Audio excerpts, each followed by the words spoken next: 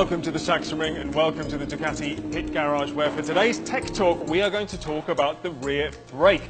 Now, as you can see, we have Andrea Dovizioso's bike here, so let's first of all talk about what the entire system consists of. Well, first of all, we have the rear brake itself, which is of course one singular steel disc compared to the two big carbon discs at the front.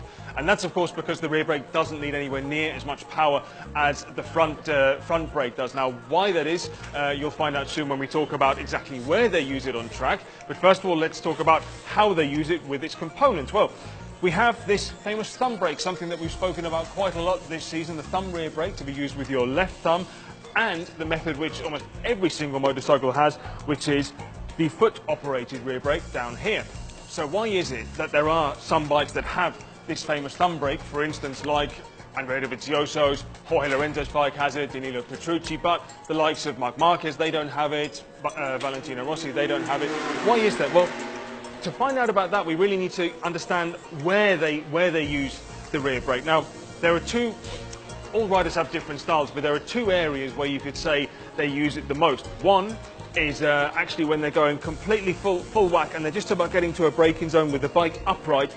What they do is they hit the rear brake and it drops the rear end of the motorcycle down just a tiny little bit, and then when they touch the front brake, there's not quite as much weight transfer onto the front wheel.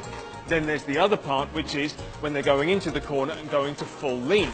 And of course that is then when they say, okay, let's use the rear brake to either help the bike turn a little bit or just control their speed if they've gone in a little bit too hot maybe. Now, if you're going round a left-hand corner, you can say, well, that's easy enough because I'm just touching the rear brake with my right foot, I've got lots of space. But you imagine you're up to 60 degrees, these guys are hanging off the bike. Well, you try and get your foot like this and operate the rear brake. Well, that really can be quite tricky.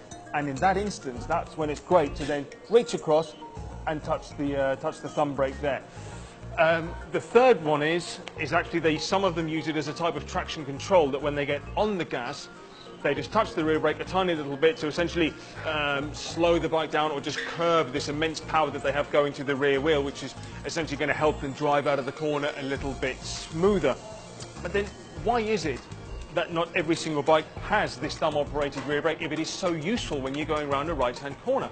Well, that's because you have a much different force in your thumb than you do with your foot, and from a mechanical point of view. Now, Brembo have informed me that more or less you can have up to 50 bars pressure going through the foot brake and around 10 bars going through the thumb. So that means that you have about 1/5 of the braking power with your thumb as you do with your foot. Some riders, they just don't like that. They say, no, you know, when I touch something, I want the same amount of force there. Whereas other riders, like Dobby, like Lorenzo, they know, okay, if I'm braking with the rear brake in a straight line, well, I'll use my foot because that's when I want maximum power and it's quite easy to do so.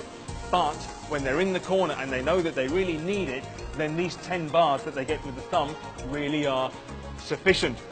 The other riders that don't have this thumb brake, well, some of them just won't use the rear brake in a right-hand turn. They might have never used it before, or others will just try and really squeeze their foot as close as they possibly can down there and try and use the rear brake as long as they can to get into that corner. But I do hope that you've now understood a little bit more about not only what the rear brake does, how it's used, but also why some riders will have this now famous thumb brake and why some don't.